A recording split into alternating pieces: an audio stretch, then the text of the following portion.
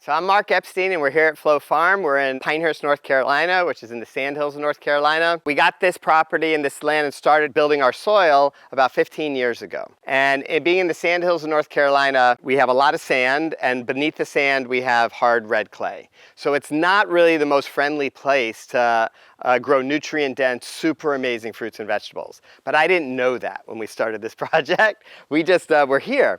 And so behind us, this is cover crop. We're going to talk about that. My wife and I became vegan together in 2001, and I've been a vegetarian and living in the plant-based health movement since I was born in the 60s. I grew up in this entire movement, Natural Hygiene Society and the National Health Association, and that's been a big part of my entire life, me and my sisters. And then when I met Jules and we got married, she was from Hawaii, and she had moved to the mainland, and we met online at veggiedate.com. She was still eating some fish, and I was vegan mostly, but and living in a healthful movement. But when you look at the original old doctors in the hygiene movement, they all had slightly different approaches to healthful living. And so some of the doctors included raw goat's milk or raw milk cheeses. Some of the doctors thought it was a good idea to have soft-boiled eggs and different approaches. But it's easy now to be 100% vegan with B12 supplements and the different things that really kind of fill everything out. So I hadn't been 100% vegan. I was also on the board of EarthSave at the time, John Robbins' organization, and Howard Lyman at the time was the president, the Mad Cowboy. And it was just amazing stuff going on, but John had just written The Food Revolution. And so I kind of wanted my not quite yet wife, but soon to be wife, honey, you should stop having fish. And so I gave her this book to read. And she read it, and she's like, well, we should be vegan. Let's stop all the cheese and dairy, too. And so we had about a 2-minute conversation, and we were vegan. And that was 21 years ago. Nice. And we have Max is 17 now, and Nick is 14, and they've been vegan since birth. So here at the farm, my interest was simply to grow amazing nutrient-dense foods for our family. And then build a community and teach people about vegan food and healthful living and just be proud of everything we're doing, just joyful. We started off and we had our house across the street. We had a small garden and I was learning about it, but we had our first child and then we were going to have our second child, and we were like, that's not necessarily the house that we are going to be moving into. And so we were able to get this land over here. Now we have about 15 acres in the forest. We got about 2 acres inside the deer fence, and we said, let's really start a farm. I don't think my wife really thought we were starting a farm, but the project became a farm. My background's as a mathematician, and so I was not a soil scientist, and I did not really pay attention to organic chemistry like I should have, but was more in physics and math. And so here, when we started the project, I knew that if we're going to grow nutrient-dense foods, we need nutrients in the soil. And as I was learning, in the Sandhills of North Carolina, we used to be this magnificent longleaf pine ecosystem. And the history tells us that this was the most diverse ecosystem outside of the Amazon rainforest. And we do get more rain here than other parts of the world, but we get more rain, and one of the numbers that they look at is called the evapotranspiration rate.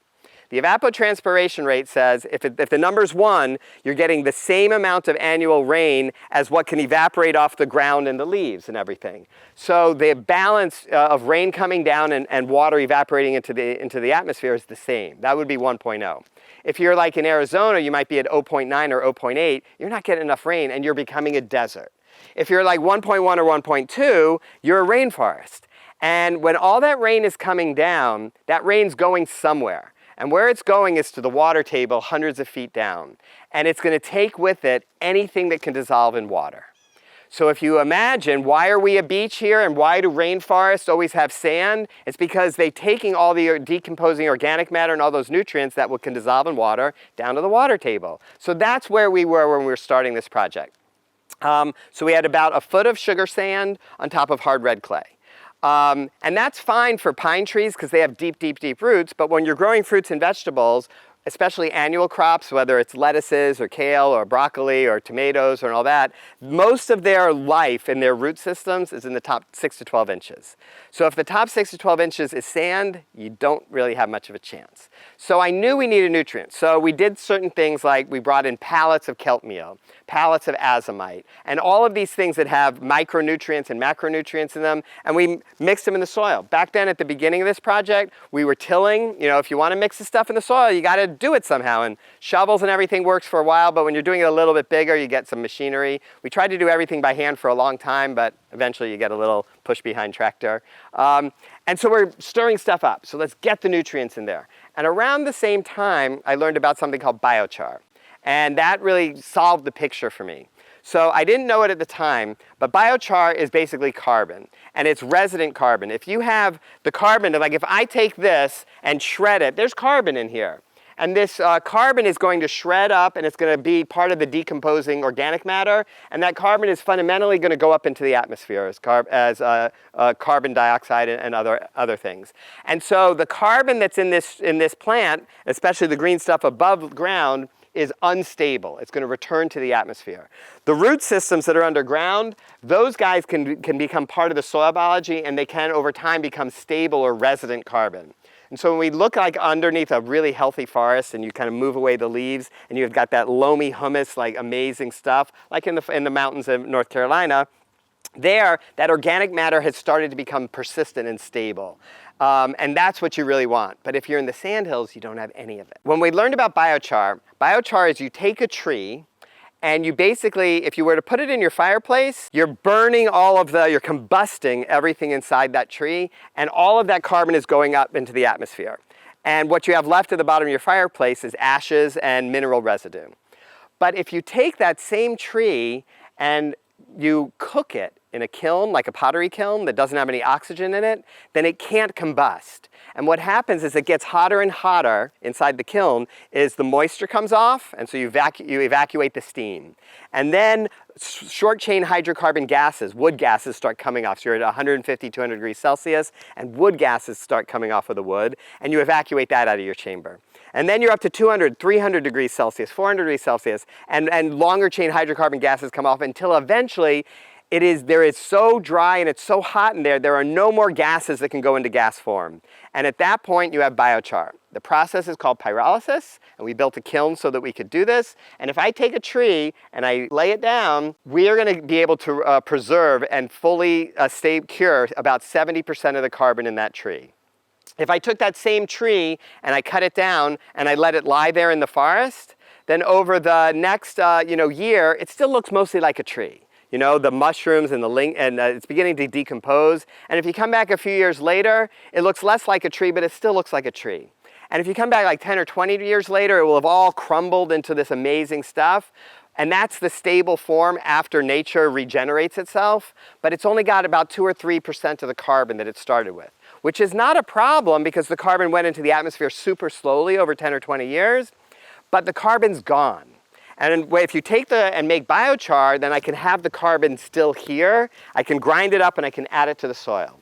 It turns out that when you add carbon to the soil, if you're adding it in the form of organic matter, it's unstable. It's really important, but it's decomposing easily. If you add it in the form of biochar, it's stable. And the good part about carbon is that all of the nutrients that the plants need, calcium, sulfur, magnesium, phosphorus, potassium, all of these nutrients, they bind to carbon. The carbon holds on to them. So the carbon, if there's none of these none of the minerals, then the carbon's going to attach to hydrogen. Hydrogen fills up all the space.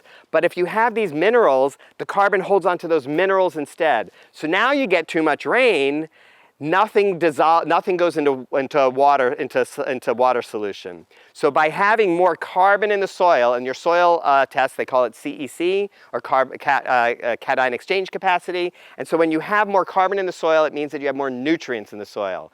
And the roots of the plants work together with that carbon fabric, and they exchange nutrients. So as long as we can get more and more carbon in the soil, and then the nutrients are going to stay there, and then we don't have to keep adding nutrients all the time. So here, what we have is cover crop. Cover crop are crops that we grow for the purpose of building soil, the purpose of improving soil. So we're not growing these for food that we're going to eat per se, although we can forage through here, but instead we're growing it because we love the roots underground. Back at the beginning of this project, we were tilling because we didn't know yet, but when you come in with a tiller, maybe you're going to mix up like the top 6 inches. And the good part about that is it becomes all fluffy. And if you're going to plant little seeds like radishes or lettuce and stuff like that, little seeds need to germinate and make their way through. So a seed is this like incredible miracle, and it's got enough knowledge and energy in there that if the circumstances are right and you have the right moisture, the right temperature, and darkness, and it just sprouts. You can put seeds under your sink and make alfalfa sprouts or mung bean sprouts. They know how to sprout. And when they sprout, they have two goals. One, put down a taproot to find water and nutrients. And two, put up my solar panels, the dicot leaves that come up. And if they achieve both of those things, then the plant is on a journey to become itself, to become the success. But if the top leaves try and come out and they hit like a hard rocky part, the seed sprouted, but it's not going to get to the sun, and so it's not going to make it. So when you come in and you till and you make it really fluffy and everything, that makes it easy for those things to sprout nicely. And so it made sense to me at the beginning. The part that I learned is that when you till, you destroy the entire soil ecosystem. 6 inches underground, there's an entire ecosystem of millions and trillions of biological organisms. And they live, their life is 6 inches underground. And the ones that live at 2 inches underground, completely different life. It's a totally different world for them. And the ones that are living close to the surface, and we're used to big guys like worms and beetles and ants and stuff, but we're talking about the microorganisms where when you take a spoonful of the soil, there's literally a billion of them. These guys live in different places and they create results. They take in nutrients, they have their lives and stuff.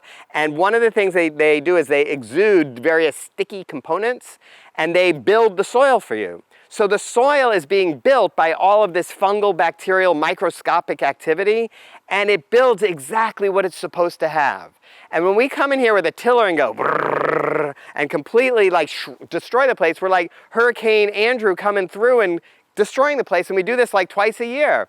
And so then you wind up with completely unhealthy soil that is not doing what it's supposed to do. And then the regular industrial agriculture says, the soil's not doing what it's supposed to do, let's add lots of fertilizer. The weeds are annoying me, let's add lots of chemicals to kill the weeds. The bugs are bothering me, let's add lots of chemicals to kill the bugs, kill the fungus, kill the bacteria, kill the everything. Agriculture from the 1940s on emerged with this warlike relationship with the soil. And what we wound up with is completely destroyed dead soil that we pump IV fluids into in the form of fertilizers all across Iowa, all across everywhere, and we've destroyed all the topsoil. And now we're into desertification of our planet. And without the topsoil, climate change is that much more disastrous and our agricultural processes. So when I learned like, oh my gosh, I'm tilling just for convenience, I'm tilling so my seeds will germinate nicely, but the cost is phenomenal. It became just so obvious to me. So we shifted and we stopped tilling.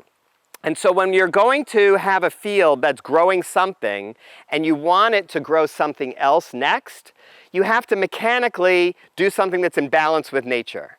And nature doesn't always want to do things the same speed that we as humans want to do. So if I have a field that's coming to the end of its production and I want something new to go in there, I can germinate those seeds in little cups in the greenhouse, say 60 days earlier. And then they're ready to go in and they can grow right in their new home without me having to pulverize the soil so that they can germinate in place. The second thing is that the soil biology that's living underground has a relationship with the roots that is beyond a miracle. And so Miss Lou knows we've had research professors come to study our farm and to ask questions and take samples and stuff. One of the professors from Georgia, University of Georgia, she came up with her grad students and I was asking her some questions because she's really smart at this stuff. I wanted to learn about it. And I said, you know, I sometimes tell stories to like the kids, the high school kids that are coming here and stuff about how plants work. And I'm not always 100% sure, did I read it or did I make it up? You know, is it true or not? So I asked her the question. I said, you know, like, I might like look at this plant here, or in the example, her area specialty was tomato plants. So I might go and look at a tomato plant and say, you know, we've got all of these tomato leaves coming up. And the kids are, you know, they're able to see the tomato plants and they see all the leaves and the branches and the flowers and the fruits and everything. They're familiar with. But underground, the roots, it's kind of just an idea. And so we're used to the idea of going down underground, there's thick roots, and then they branch off to smaller roots and thinner roots and thinner roots until they're like as thin as your hair. And then there's even thinner roots and thinner roots. So they become so thin that as you're following the root down, you can't quite tell when the root ends or not. And the soil and everything that's happening, they blend. And so exactly where is the end of the plant and the beginning of the soil is lost. The soil and the plant are the same at those end points. And if the plant up here is saying like, I'm growing, I got a whole bunch of new leaves, I need some magnesium to help build these leaves, I need some calcium to help build these leaves, it says to the roots, you know, hey, do you have any calcium, magnesium? Bring it up into us. Let us build our leaves. And so all the nutrients that are building these gorgeous plants here, it came from underground. Some of the nutrients can come from the water, from the rain. Some of the nutrients can come from the air, the nitrogen that's in our air and so forth. So the leaves can actually absorb nutrients from the air and from the rain that's coming down. But a big amount of it has to come from the ground because these guys are not getting calcium from the air.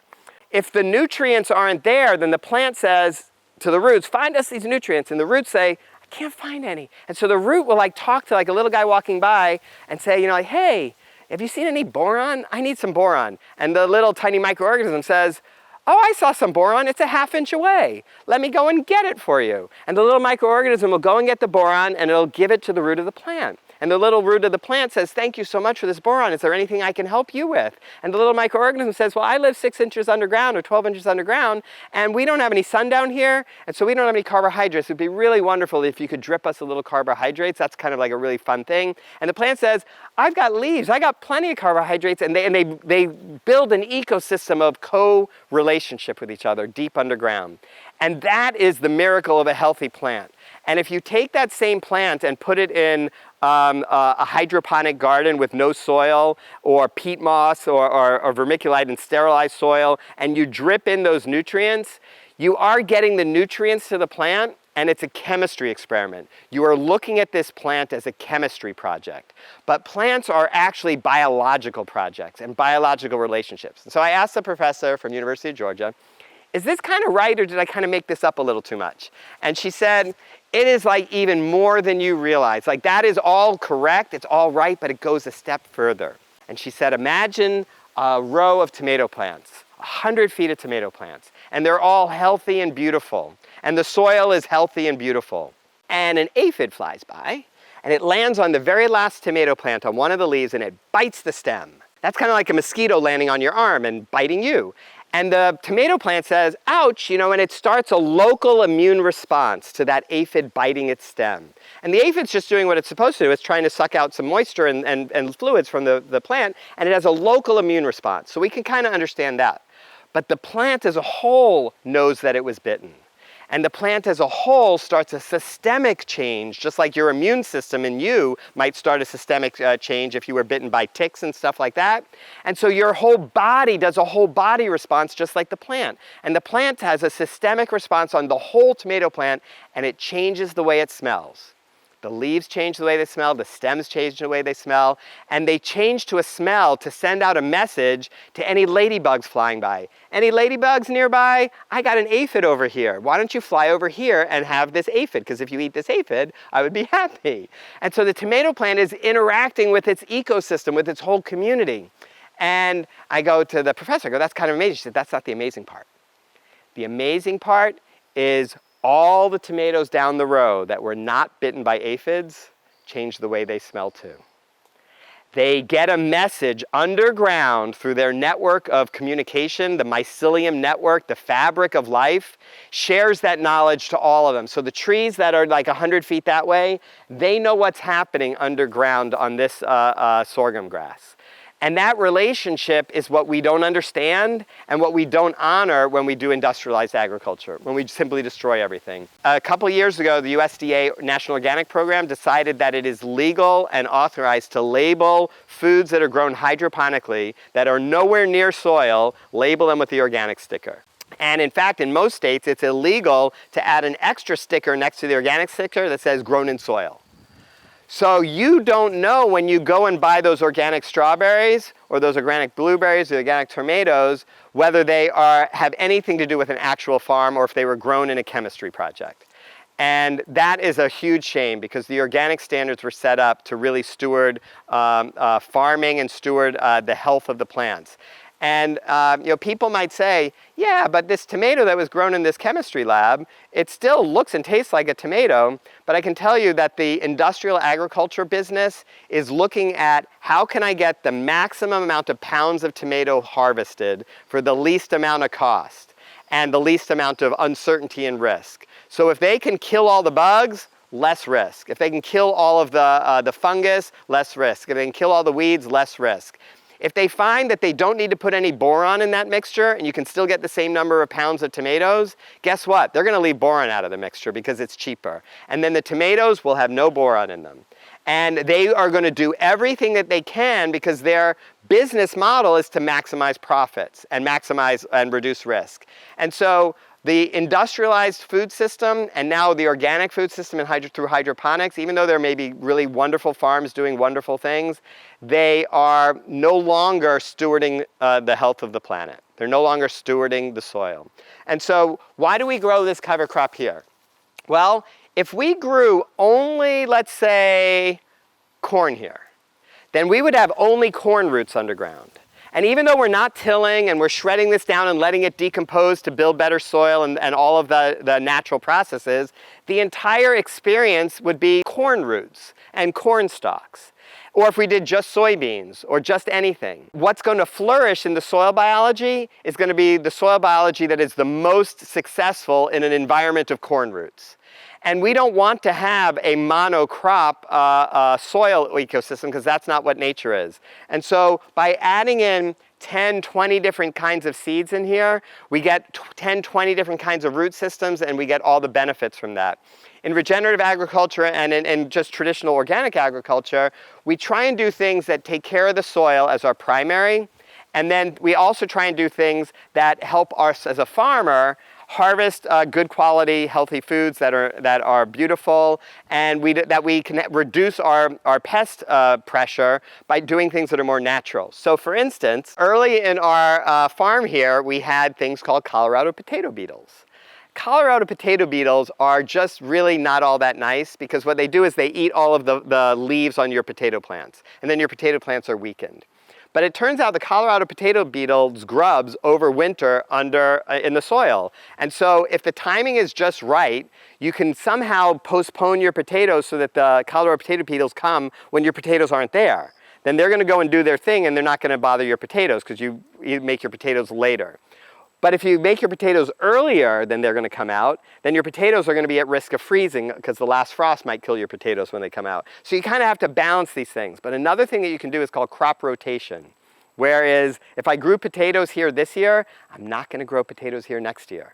And so we have 8 fields around Flow Farm where we rotate the crops so that we're growing different things each time so that the whatever pests or diseases that might be prevalent for a particular crop that maybe is beginning to flourish as you have an incredible year of tomatoes or okra or whatever, next year that natural predator, natural process is going to wake up and say, no okra. Okra is way over there and they can't even find it. So that's called crop rotation. So here, what we're doing with the cover crop here is we have amazing diversity. We've got a mixture of sorghum and Sudan grass. We've got millets in here. We've got cowpeas. We've got brassicas, kale, cabbage. We've got hemp. We've got safflowers. We've got sunflowers. We got all this stuff growing here. This was only planted like 60 to 70 days ago. And look at it. It's like 9 feet tall because this is amazing soil. And it didn't start out that way. And so in another month or so, we're going to come in with the flail mower, and it's going to come in and it's going to shred this all down. And we're going to leave this like blended salad of shredded stuff on the surface. We might throw a little bit of soil on it from the walking paths, and it's going to decompose naturally into it's digested in place, making its own compost in place. They sometimes refer to this as green manure. And so we're letting the whole soil biology do the whole thing. By also not removing the roots of these plants are going to die because we shredded the tops. And so as the roots of the plants die, they also renew themselves and go through their regenerative processes. And so as the roots get digested, they leave little channels where the roots used to be. And so that is a channel for oxygen, for airflow to go up and down into the soil, and for water to go up and down into the soil. When we rain a lot, then those channels get filled up with water, and then the soil biology that flourishes are the anaerobic biological activity. As the water dissipates and moves away and dries out, then we have more channels and more air can go through there, and then we have this rhythm where the flourishing are all of the aerobic soil microbiology. So there's a breathing rhythm that happens with water coming and going into the soil. And so by leaving all of these different roots underground, we have all of this different soil biology that can flourish based upon the roots that are there. Cover crops are really an important part of an organic farm or a regenerative farm. And for us, this field here is actually called the kitchen garden. And so we've been making it better and better and better each year. But one of these years, when we have enough time, we'll actually plant our perennials in here, perennial herbs and some annuals. And so this is the closest to the kitchen, so we can just come right out and pick whatever we want. So that's the cover crop story and the kitchen garden. And now we're going to start wandering around the farm. When we first started this project, I asked our local ag extension agent to come over and give me some advice. You know, like, how is this going to work? And his name was Taylor Williams. He's since retired. And he said to me, Mark, and I had just cleared a little bit of space. One of the things that's most important for a farm is to have sunlight. And when I started my garden project across the street, we cleared out some space and we built some raised beds, had a little baby greenhouse. And within a couple of years, the oak tree canopy came back in. And so where I used to have like 8 hours and 9 hours of sun, after a few years, it was only 7 hours of sun and then only 6 hours of sun. And if you want to grow nutrient-dense, amazing food, you need more sunlight. So when we were able to get this property across the street and kind of look at this project, I said, I want to clear out enough space that the trees aren't going to cover it back up. And so I can get a lot of sunlight. And so I brought the ag extension agent over, and I had some potatoes planted. I had my little just starting, and I said, you know, I want to grow nutrient-dense, diverse foods, you know, like all kinds of stuff. And he said, Mark, you'd be hard-pressed to find a worse piece of land in Moore County. You got a foot of sugar sand on top of hard red clay, and Moore County is the worst county in North Carolina to grow healthy food. We're fine at growing tobacco and cotton. And also peach orchards and blueberries, but you can't grow fruits and vegetables here. And he was right in some sense, is that because we have all this rain, that we're naturally not going to be good at having nutrient-dense foods. But if you let nature build itself by giving it carbon, by giving it organic matter, by not tilling it and not destroying it, we now have amazing soil. But you can't like snap your finger or like pick up the phone and call, you know, Walmart and have them make it happen. You have to work with the rhythm and the timing of nature. So here we are 15 years into this project over here, and we now have amazing soil. But the other part of it, if you were going to start a farm, if you just kind of look at me over here, so we're going to walk up the hill here, you'll notice, the amazing fig trees. The wildflower pollinator habitat, but you'll notice we're on a hill. Farms should not be built on hills, because then you have to manage all the grade changes as well. So if I had known everything at the beginning, I wouldn't be in Moore County, and I would have been on a more flat piece of land that already had good organic matter and good soil. But what we've been able to demonstrate is that with attention to what are the natural processes, that nature will respond by building amazing soil. And we also decided with this project that we wanted to be a veganic farm.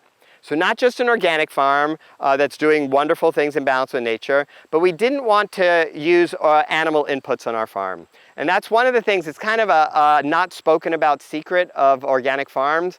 Organic farms are able to use any inputs that are authorized by the National Organic Standards Program. They call it the OMRI Institute. Anything that has that little sticker on it that says it's legal to use in an organic farm, then the organic farmers use it. So if they get some flourish of this kind of bug, they like call up their organic certifier and say, do you have any organic eligible products that will kill this bug for me? Or if I got these weeds, do you have any organic thing that will kill this weeds for me? And so as long as it's on the list, whoever put it on the list may or may not have like been an organic farmer stewarding the health of the ecosystem themselves, but it just got put on the list in the same way that hydroponic growing is now considered organic. That's not in the intention of the whole process. And one of the hidden secrets of organic farms is that they use a lot of nitrogen and phosphorus materials because they're bringing in all the fertilizer. And they have to grow so much food in relatively small amounts of space to really be able to get enough food to make enough money to even stay in business. And so they need to have inexpensive sources of nitrogen and phosphorus. And the inexpensive sources for them are basically animal agriculture. And so the bone meal, the fish emulsion, the feather meal, the chicken manure, the blood meal, all of these inputs are organic certified. But it doesn't say anything about how what the animal ate, or they're just byproducts of some of the worst of industrial agriculture. And they become authorized inputs to your farm. So if you want to know what's actually in your soil, you kind of have to, or what's in your food, you have to pay attention to that. And so when we said we wanted to be a veganic farm, we just said we're not going to use any of those things. So where do I get my nitrogen? Well, I plant legumes, or I can buy organic alfalfa meal. Organic alfalfa meal is slow digesting, high nitrogen source that will digest into the soil very naturally. You have to figure out where you're going to draw your line. You know, like, we're not self-sufficient in the sense that we have a bubble around us. So like when I order gypsum is calcium sulfate. It's a mined rock. It came from someplace, but it's a mined rock. I know what it is. It's not a big deal. But did the people destroy the environment where they mined the rock? You got to decide where's the rabbit hole end for you. And so we take rock mineral dusts as our fertilizers, so like gypsum or azomite for micronutrients. So that's one of our inputs. We also take inputs like kelp meal that they harvest from the ocean. Kelp meal has all kinds of amazing stuff. There's a thing called calphos, calcium phosphate. We take that, again, mined products. But we also bring in neem meal. Neem meal comes from the neem seed, and it's a really amazing high nitrogen source that also has other positive microbial properties. We take in organic alfalfa meal. We take in sunflower ash. And so some of these things are plant products, but they didn't grow on veganic farms. They just grew out there where I can order them. And we try our best. But people ask me, you know, like, there's all kinds of people that are within, you know, driving distance that have horses, and they love their horses and they take care of them really, really well. And we are kind of in horse country, and those horses have bedding and manure, a lot of it, you know, and they have piles and mountains of this stuff. And they say, you know, do you want our composted horse manure? And you got to draw a line someplace. And like, even though I know they really take care of their animals nicely, and it's probably the most wonderful stuff, we just decided we don't bring in any manures. And instead, we have to make our own compost. So we got really lucky. An organic juice bar came into town called Clean Juice. And we went over there one day and said, you know, like, what do you do with all your pulp? You know, you got your machines making your seed milk, your hemp milk, your cashew milk, your nuts, your fruit juices, all the different stuff that you make. And they say, oh, we throw it all away. They go, oh, can we just pick it up? And so we pick up all of their pulp every week. And so all their pulp, which was their waste stream, becomes our renewable input stream. Power company and the landscaping companies always have trees and stuff, and so they chip up their trees and their bark, and they'll drop it off here, because otherwise they're bringing it to the landfill. Most of the trees in our area are softwoods, pines and so forth, which are not the kind of thing you want to put into a fruit and vegetable garden. The pH is too low, and it slows down a lot of the processes. But when we can get hardwood mulch, we put it in special piles. So we make our compost by mixing the hardwood, shredded hardwood with the pulp from Clean Juice, and then we had a vegan restaurant open in town called Rooted Cafe in Southern Pines, and they are a 100% plant-based vegan restaurant. And so all of their kitchen scraps, we pick them all up. And so we get kitchen scraps that are like chunky, like pieces of oranges and broccoli and all the scraps that are like full. We get the shredded pulp that comes from the juice companies. We have our vegan kitchen because we're a vegan family and we eat a lot of food. And we mix all of this. We have certain agricultural waste that when we're harvesting that we can shift. And we mix all this together and we make our own compost in our compost bins. And you'll see that in just a moment. This area here, we planted 12 fig trees. That's east over there. So you see all of the hardwood trees, the oaks over there. it takes till about noon for the sun to be high enough over those tall trees so that they don't cast a shadow down. So the fig trees, if we walk down there, you'll see the fig trees are smaller than the fig trees over here, because these guys get an extra 2, 3, 4 hours of sun every day than the ones down at the far bottom. Our farm is broken up into 8 fields for annual crops. And so this field here actually has 7 beds on it. The first 4 were early potatoes that we harvested after about 70 days. And we grew 12 to 14 different varieties of potatoes this year. And they're all fun, the different colors on the outside, purples and reds and blues, and fun on the inside. And then we also grew 3 varieties of fingerlings, so all mixed together here. But when you're growing potatoes, some potato varieties are ready to harvest after 60 to 75 days. Others need like 90 to 110 days. And so the early crops we harvested first, and we immediately planted with cover crop after we harvested the potatoes. And you can see the cover crop's already this big. These last rows we harvested later from the fingerlings and so forth, and so they're about 45 days behind on the cover crop growing. We're always moving stuff into cover crop.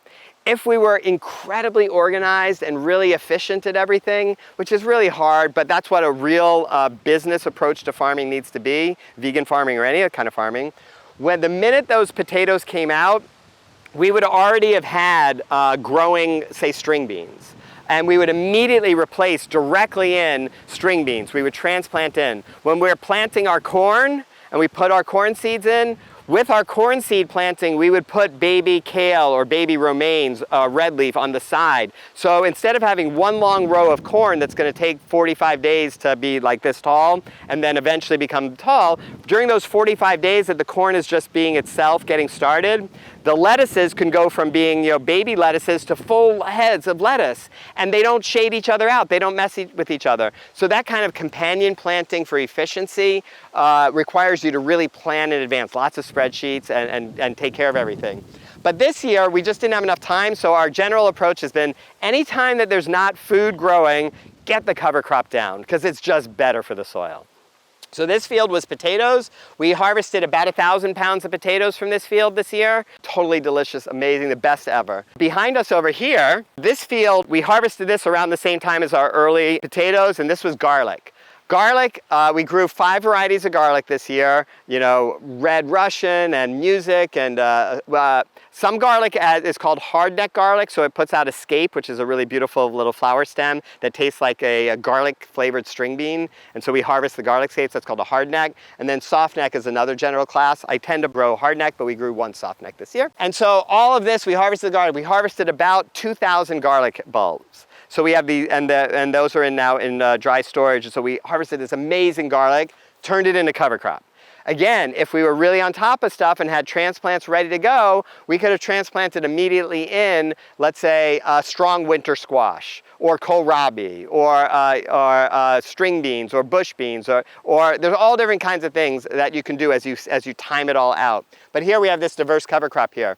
We have a field over here that's strawberries. That's field 7. But we're going to come over here. All of our fields that we're talking about here are for annual crops. So we have a spreadsheet that shows what's January, February, March, and so forth. And whatever is coming out at the end of one year, since we rotate, it just goes into another cycle. So this field here, last year, grew our potatoes.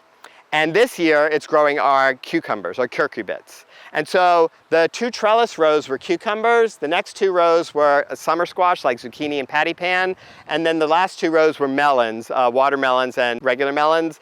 That was just an amazingly successful early season curcubits. And so those guys are all done kind of by the middle of June, early July. And so we shifted them now, and now you can see 6 rows. These are all winter squash. So this is an example where we shifted from one crop immediately to the next crop. And so we're growing small winter squashes like delicatas and baby butternuts. Then we have medium-sized winter squashes in the middle, and then we've got pumpkins on the outside. And so that's now our winter squash field. I'm going to show you over here. This is asparagus. Now, I didn't know how asparagus grows when I started this project. I didn't know anything about it. Asparagus is what you get at the grocery store, and they're totally delicious and everything. But it turns out asparagus grows from underground crowns. And when the asparagus comes up, it looks looks like the bottom stem of an asparagus. We can find some small ones in here. It wakes up in middle of April. And so once it starts coming up, it grows really fast. You can almost sit on a lawn chair and watch the asparagus. So it'll be like 2 inches above the ground one day, and literally the next day it'll be like 9 inches above the ground. It grows so fast as it's waking up. And the asparagus that we're used to eating in the supermarket is between 8 and 14 inches is when it's harvested. So if we come out and we see a bunch of little asparaguses coming out, if they're 8 inches tall to 14 inches, we cut them off. If they're taller than 14 inches, then they're on a journey to become these amazing, beautiful plants. If they're below 8 inches, we say, we'll wait till tomorrow. And if it's 7 inches, by tomorrow it might be taller than 14. And we only harvest for about a few weeks. So the crowns underground that live, these can be like 75-year perennial plants. And as long as we treat them with respect and we don't harvest too many of them, the plant thinks like, it's coming up, somebody just bit me off. It must have been a deer walking by. And they send up a new one. They send them a new one, kind of like it's pruning it. But if we take too much of it, we will kill the underground plant. And then so after about 3 or 4 weeks of taking just the ones that are the right size, we let everybody else go to full size. And then they're getting sunlight all year round. Next year, the process will happen all over again. So that's asparagus. Because we have this huge hill here, we decided to put a section of asparagus between every field to allow us to kind of like terrace it a little bit as we're going down the hill. Our next field this year is tomatoes. So we've got tomatoes on trellises. You can see this variety here. This is called a black cherry. I'll give it to you. So you can pop it in your mouth. So black cherries are delicious. This one's not quite ripe enough. Do you want to pop it into your mouth? That one's going to have a little bit of citrusy instead of just pure sweet. But those are black cherries. So we grow heirloom varieties, cherry tomatoes and full-size tomatoes. And so we have 3 trellises of tomatoes this year. Then we have a trellis for peppers and basil, and a trellis for eggplants and ground cherries. So you found these guys are called lemon drops. Those are lemon drops. And those guys taste a little bit more acidic, kind of like lemon. That's that field, but then this field is amazing. It's the afternoon right now, so all the flowers have closed off, but these are gorgeous purple flowers. These are a cousin to morning glories, and just look at this entire sea of amazing stuff. These are sweet potatoes. So sweet potatoes are the underground roots from a cousin to of the morning glory. This field here, Miss Lou and I planted this with slips of organic potatoes, sweet potatoes, and you just put them in the ground about every 18 inches, and then they start vining out. And because they cover it so amazingly, they beat out the weeds. So we do a good job kind of removing the weeds early on a few times, and then the cover crop, the sweet potatoes themselves, take over so much that there's almost no weeds or grass growing in here. This is the most gorgeous sweet potato field ever. We harvest our sweet potatoes at the end of September, and my guess is that we're going to get probably like 1,500 pounds of sweet potatoes from this field. Amazing. Next field over, so more asparagus. Then we have okra. And also, you can't see the okra flowers. They closed up. They close up around 1:30 or so, but they're open and they are the most beautiful flower ever. So this is okra. Okra grows in the south. Not everybody loves okra because it can be a little bit slimy, but there's a whole bunch of different ways that you can harvest it and you can cook it. We planted these as seeds at the beginning of May, so beginning of June, July, August. It's only 90 days. They went from seeds, if you kind of peek down here, look at how thick this trunk is down here. This is like, you know, a tree. Okra can be used as fiber. It grows really, really strong and fast. And in between every single leaf, it will put out a flower. And then that flower becomes an okra. They go from bottom up. Each leaf on the way up always puts out a flower. And so as we come up here to the top, we can see this guy was a flower maybe 3 days ago. And this guy was a flower yesterday, and this guy's a flower today. And so when he got pollinated by all the bees coming by and everything, and he's closed back up, and he might open up, they open up for 2 days, and then they're done, and then they become the okra. And it's gonna go from this one to too big in like 3 days. In 3 days, it'll go from just barely starting to, 6 inches long. Now, our okra is so fresh and tender and amazing that they've actually stayed very tender even when they're getting longer. I think as the plant gets older, as we get into September, we really have to make sure we're harvesting them a little bit shorter. But the ideal harvest size for an okra is about 3 inches or so. We also make our own pickled okra here, and so there you need to harvest them more like 2.5 to 3 inches. Otherwise they won't fit nicely in the pickle jar. So you can see how tall they are. So as we come further up here, flower, flower, flower, flower, all of these little guys, these guys, they don't put leaves up once they get too high. All of these are going to be flowers that turn into okra. So this plant has 1, 2, 3, 4, 5, and then 1, 2, 3, 4, 5, 6, 7, 8, 9, 10, 11, 15 that we can see ready for the next week. And then they also have side branches. This one plant has the main trunk, it's got a side branch, it's got another side branch over here. So we are right now harvesting probably about 20 to 30 pounds of okra every day. And we're getting close to the peak season, and then we're going to shred this all down and by the end of September so we can move into winter cover crop.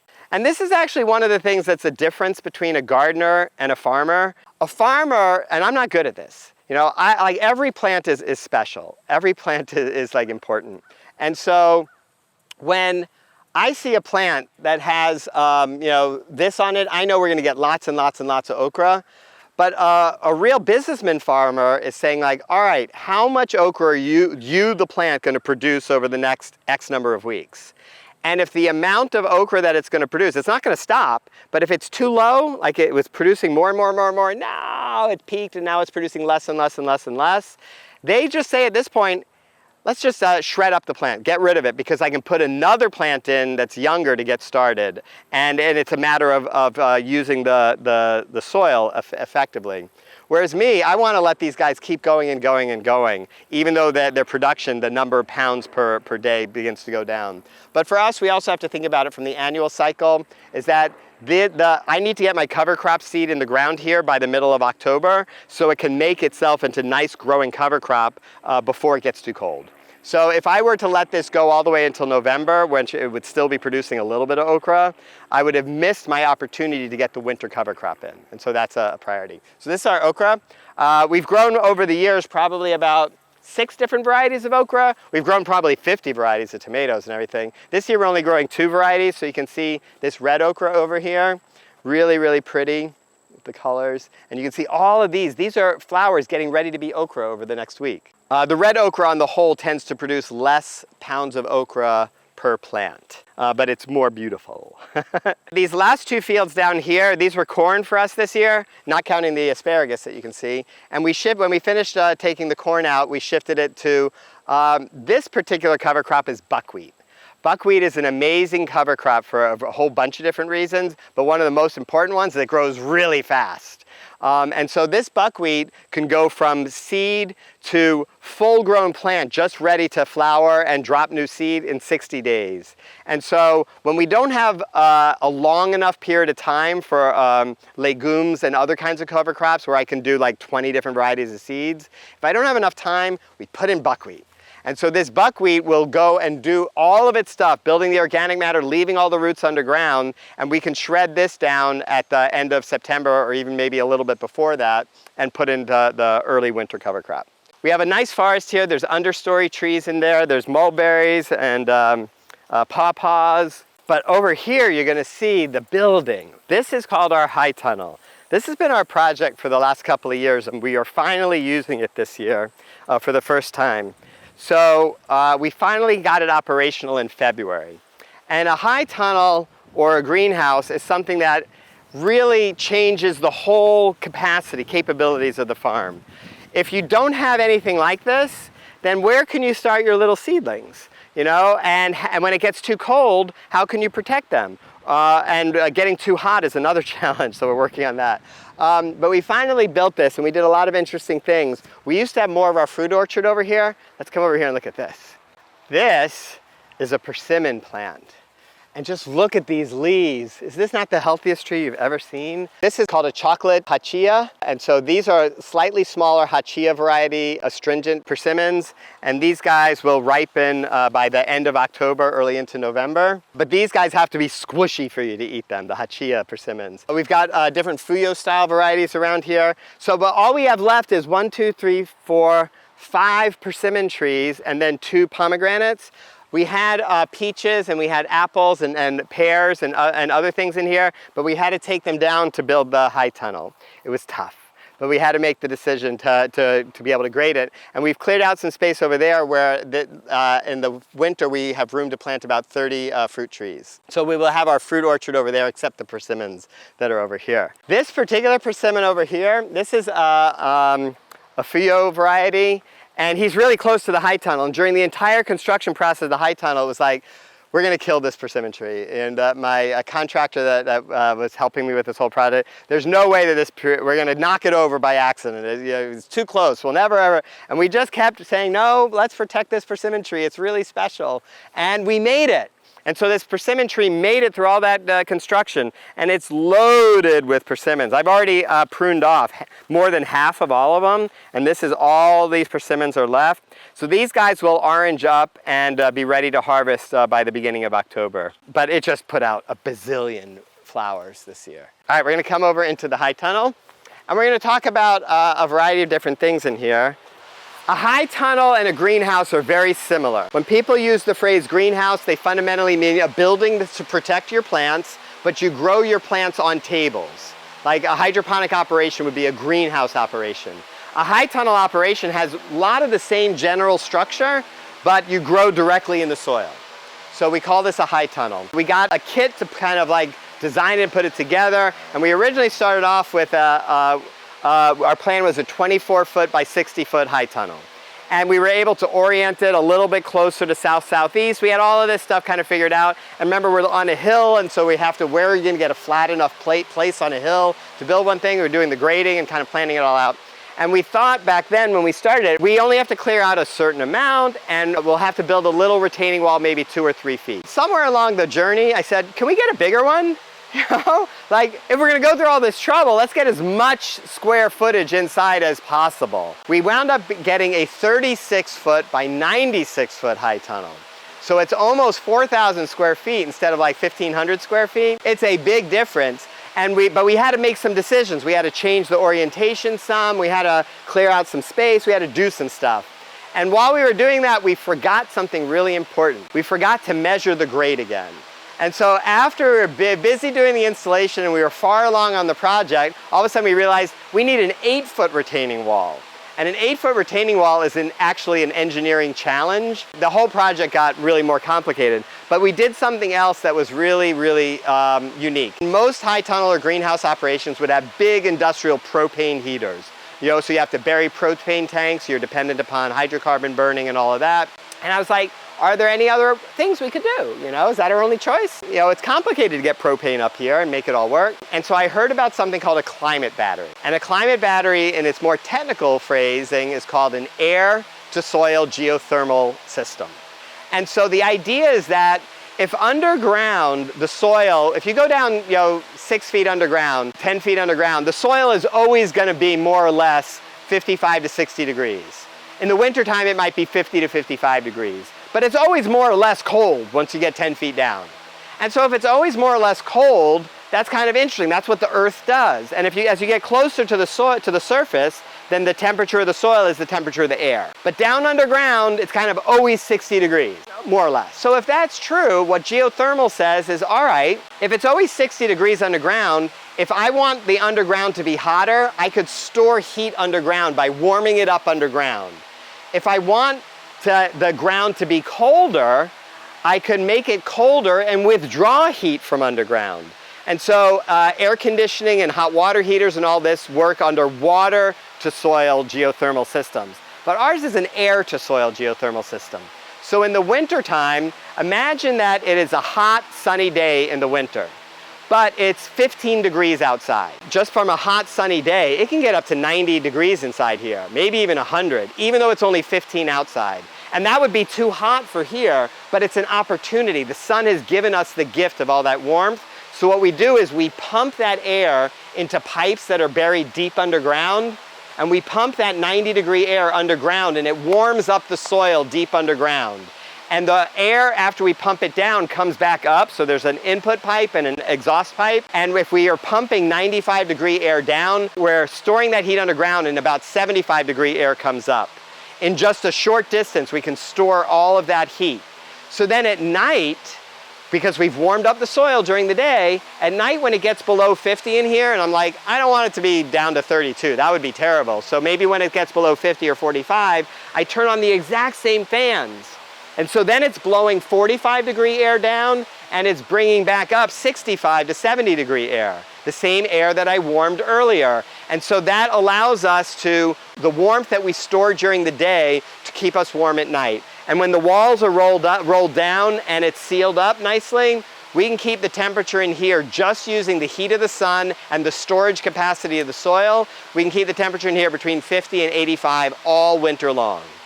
And that is actually exactly what you want to grow healthy food inside here over the winter. They call it a climate battery. I learned the idea from a farm up in Pennsylvania that has fig trees inside their farm. This is a ground fan that pushes the air down. And when it gets too hot in here, we push that hot air down to warm the soil. When it gets too cold in here, we push the cold air down and bring back up the warm soil. We're gonna walk back this way, and I'll show you the exhaust fan, the exhaust side of it, and then we'll talk about this other stuff. This is the exhaust riser, and you can take a peek down here. We've got little temperature gauges everywhere so we can monitor it, the science of the system. But you can see we dug a hole 10 feet deep, the entire greenhouse, and we had to excavate a 10-foot hole all the way down, and there's pipes that go underground at 2 feet underground, 4 feet underground, 6 feet underground, and 8 feet underground. And so when we blow the air from over there, the air goes down and it goes through all these pipes that radiate underneath the entire footprint of the high tunnel. So the entire footprint of the high tunnel, starting at about 2 feet underground, has piping, and the piping is separated and kind of spaced out so that we can uniformly store the heat under the whole thing. And then, so in the winter time, when it's really hot in here because it's super sunny, and you come over here, it's like you got 70-degree air conditioning coming straight out of it. It's so nice. And when it gets too cold at night, you come over here and you got 70-degree heating coming out to you. It's so nice. The summertime, however, this is our first summer. As I said, we only got this thing operational in February, so we only had a mini winter. In the summertime, it actually just plain gets too hot in here.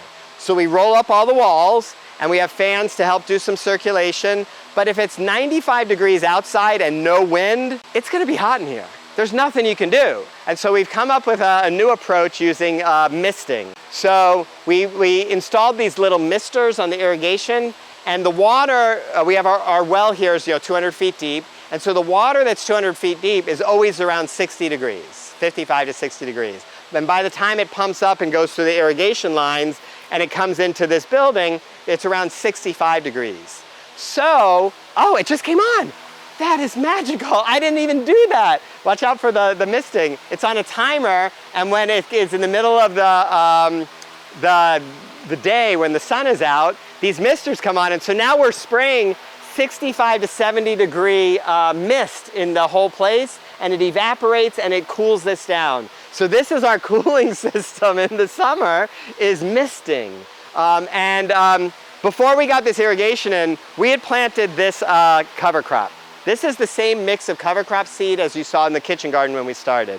And this cover crop was spindly and barely making it. It was dying. It was like, out there, it was like whoosh. And in here, it was like, ah, because it was just plain too hot for them. And we didn't have our irrigation in yet. We had the electricity working, but not the irrigation. So we'd be in here with the hand watering, and we'd water it twice a day, and we'd do our best. And it just was not enough because it was getting to be 100 degrees in here, 105 degrees in here.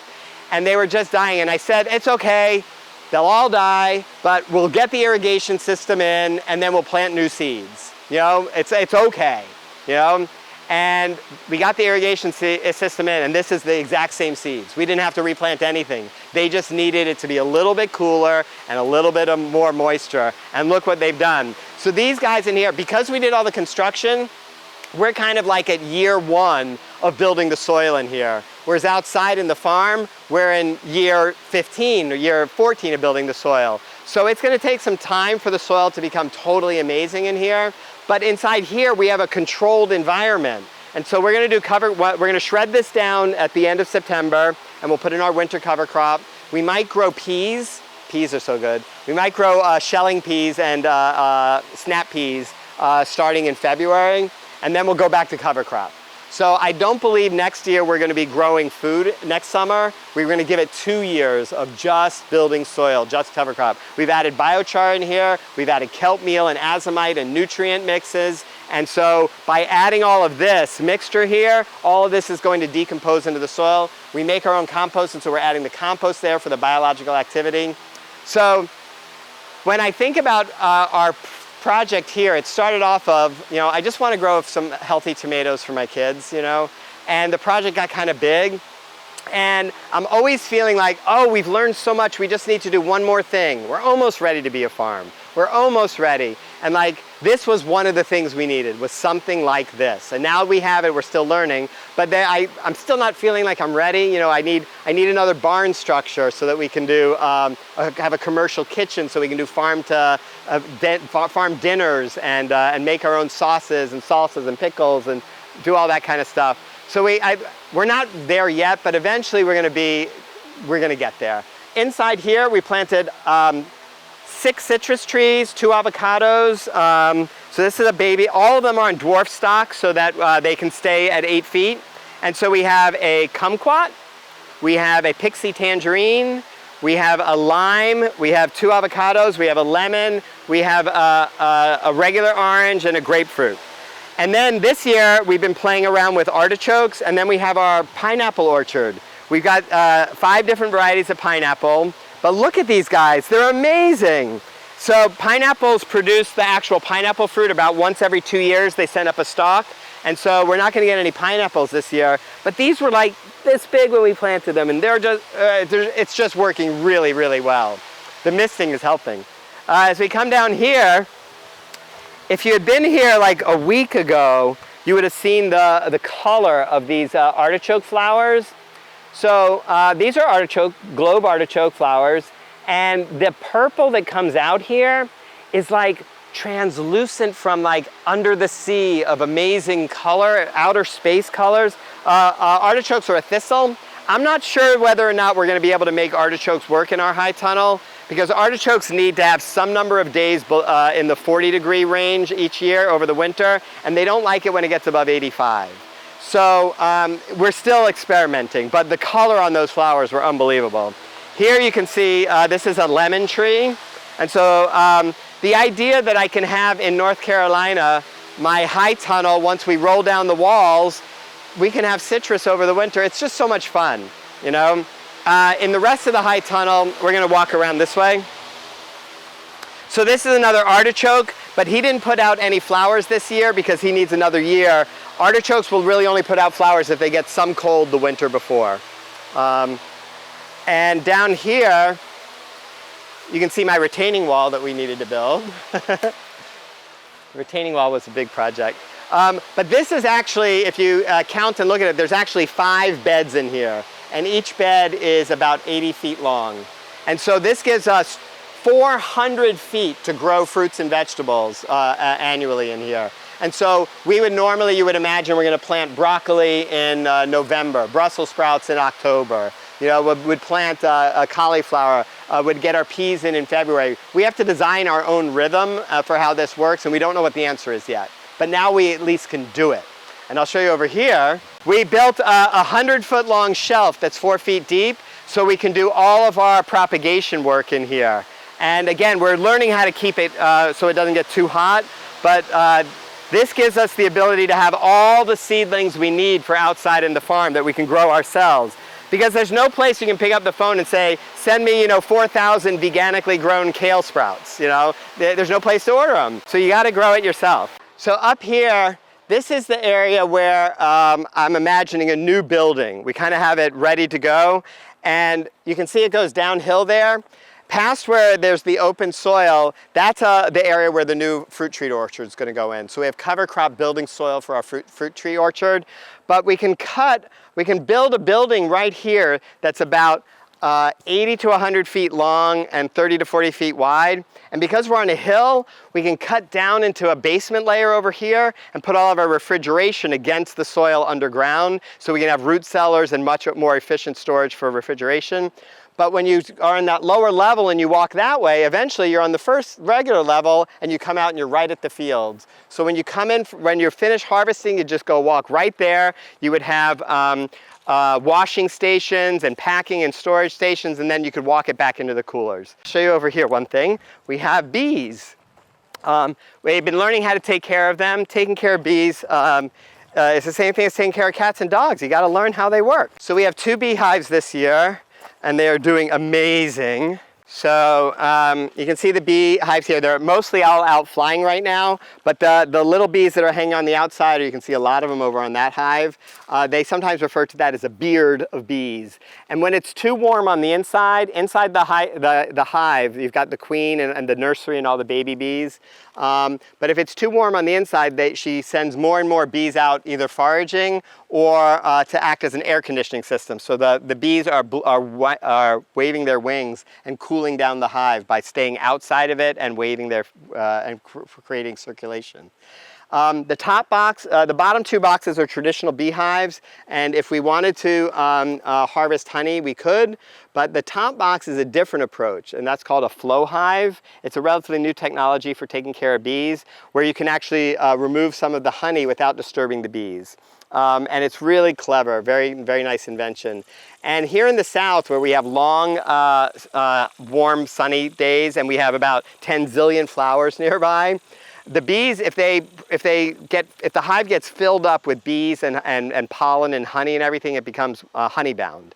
And then there's not enough room in the hive anymore, and the queen will basically say, it's too crowded here, and I'm going to swarm. I'm going to abandon the hive and take half of the hive with me.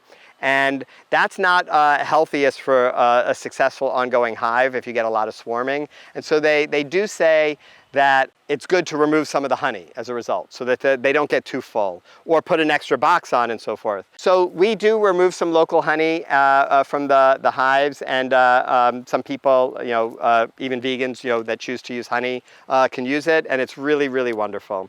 But I like the idea of removing the honey without bothering the bees too much, because most hives, they pull out the frames, they wind up killing a lot of bees, they spin them, they destroy a lot of stuff. It seems a little too aggressive. And so we're trying to figure out how to do this in a simpler way. Can we get close? The bees might sting you, but yes, we can walk over. How likely is it if I just go close? If we go in the back, it's not likely. I just wanted to get a little close with the B-roll. And so you can see all the bees flying around there. But if we walk around the back, most of the bee activity is all in the front. So you can kind of see what's going on here. You can see all of the thousands of bees that are just hanging out right here. And so they're acting as a bit of as I said, a cooling system for them. And I might be able to open this for you. Let's see. Yeah. And so here, they're filling this up. There's just a bee working there. I'll get another side view from it over here. So they're filling up this top section with honey. Once it's full of honey, then we can remove some honey just by pulling out the drain, and then the honey will all flow down. So it's not ready to be harvested yet. And then they'll fill it up. But these 2 boxes here are totally full of baby bees and honey. All right, I'll put this back on.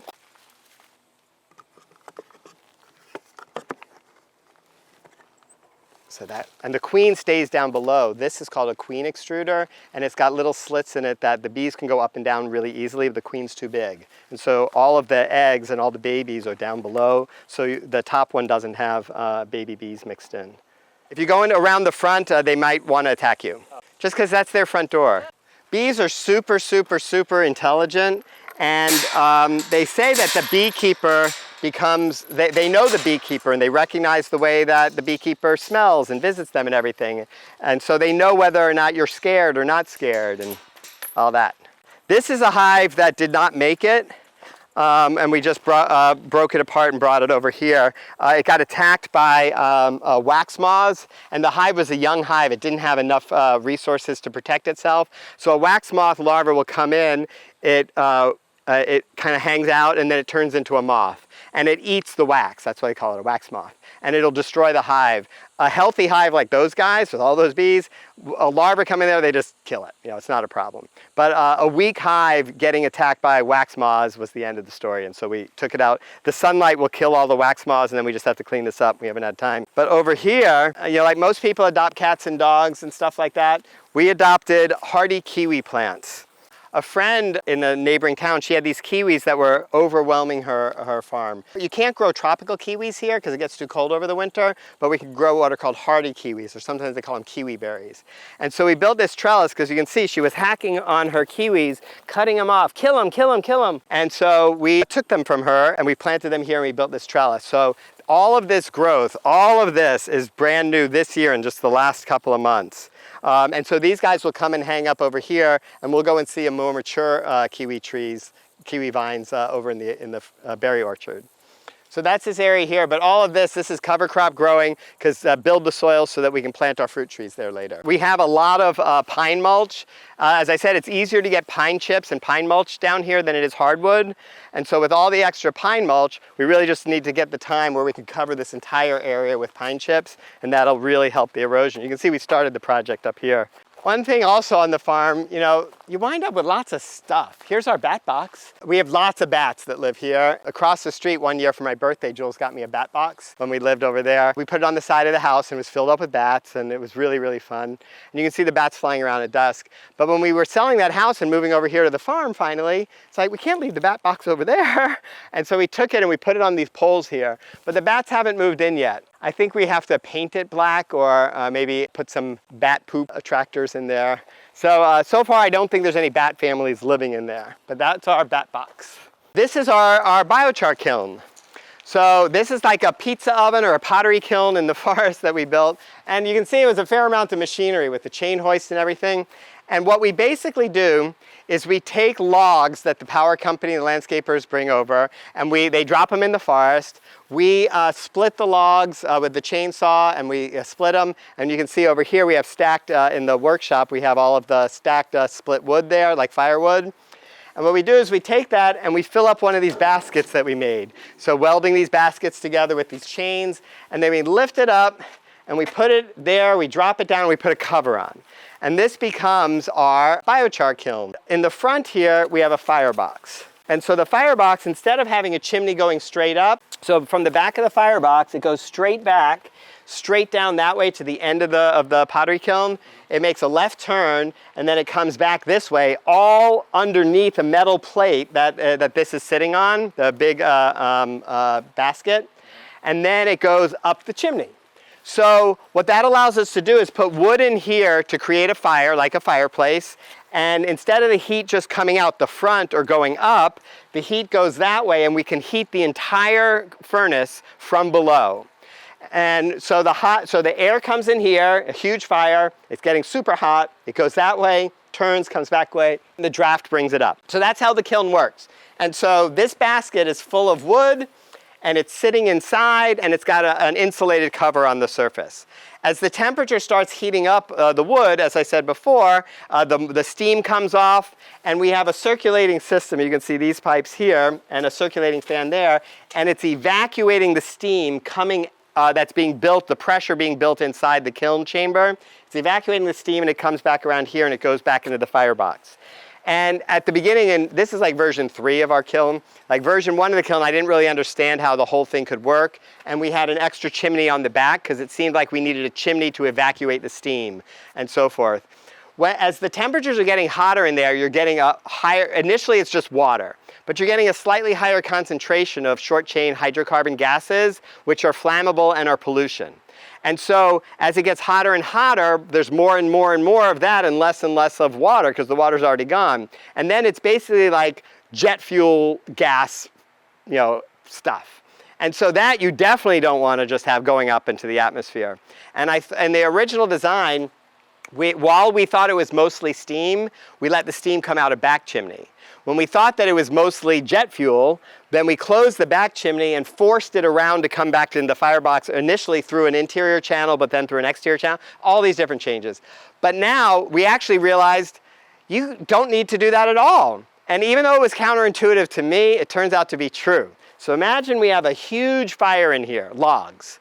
Well, what are those logs doing? They are burning and combusting, mixing oxygen with the carbon in the wood and the hydrogen. They're making a huge fire. Well, on the surface of all those logs becomes black and kind of charcoal until eventually it becomes just ashes. And so as the fire is getting hotter and hotter, it's exposing enormous amounts of really, really, really hot carbon. So now imagine I take from the side here the steam gases that are coming out of the wood. Well, what are those steam gases? It's water. It's H2O. So, but it's also really animated water. It's not liquid water, it's gassy water, it's steam. And so that comes in the side wall back into the firebox. But it's only about 100 to 150 degrees, 125 degrees Celsius. It's not 800, 900 degrees Celsius. So in my mind, I said it's going to cool it down. We don't want to mix in cold stuff, cool stuff, less hot stuff into our firebox. But if the firebox is full of carbon, and the gas that I'm setting around is oxygen and hydrogen, guess what happens? The hydrogen bonds to the carbon, creating available hydrocarbons. The oxygen becomes combustion fuel, and boom, it actually heats up the fire. Just like when you blow on the fire and we're starting a little fire in a fire pit or something, blowing on it heats it up. And that's exactly what this does. And so as time passes and this becomes not just steam but also hydrocarbons, then we're injecting in turbo hydrocarbon fuel, making the fire hotter and hotter and hotter, until eventually it's as hot as it's going to get and there's no more gases coming off of the fire on the inside. The biochar is done, it's cured, and at that point we seal the whole place up as tight as we can get it, because you don't want oxygen getting in there. It turns out wood or carbon materials under the presence of oxygen that is above a certain temperature, about 200 degrees Celsius, with no fire anywhere to be seen, will auto-ignite. There's no sparks anywhere, nobody's doing a Bic light or anything. It will, just because it's hot and it's carbon in the presence of oxygen, it will auto-ignite. And that's what we have inside here, is insanely hot carbon at that point, and out here we have oxygen. So we don't want all that much oxygen going in there, or we'll have a fireball in there. So we try and seal it off, and overnight the temperature goes coming down, down, down, down, down, and after, we take about 6 hours to heat up the whole place and do the whole process, and then we give it about 18 hours for cooling down, and we have thermostats where we can see all the temperatures, and then eventually it's safe enough, or almost safe enough, where we can lift off the cover. We lift off the cover and get it out of the way. We use the hoist and the chain hoist, and it pulls out the chamber, and it's full of biochar, and within really just a few seconds it goes whoosh, because it's getting oxygen, and there's still hot spots in there. So we then move it down over here, and this is full of water, and we dunk it in the water. So this is our water bath, and that cools it down, and boom, now we have finished biochar. So in 24 hours, we can take split wood and turn it into biochar, and here's what biochar looks like. Here's a little shovel of biochar. So this is biochar as it comes out of the kiln. So you can see it still looks like wood, you know, you got all of that, but it is very fragile. There's about 8 trillion little holes in here, which happen to be just the right size for little condominium complexes for microorganisms underground. And so this is, from a physical characteristic, it holds on to moisture, it holds on to nutrients using chemistry, and it provides a home for the biology. And so soil carbon, putting biochar directly into the soil, builds everything you want from soil, and you're giving it a big head start by putting carbon in the soil. And this biochar that I add to our soil here, it will largely be there in exactly the same form as I put it there 1,000 years from now. So all the biochar that I put into the soil, it's kind of like putting it in the bank, you know, and it's getting stronger and healthier and healthier. They learned about this in the Amazon rainforest. It's called terra preta, or the black soils of the Amazon rainforest. And the archaeologists and everybody discovered it and started studying it in earnest in like the 1970s and 1980s. And they had basically concluded that there couldn't have been vast civilizations in the rainforest, because they could never have really gotten agriculture to work like they did in the Middle East. But it turns out they were wrong, because down in the Amazon rainforest, they invented biochar 2,000 years ago.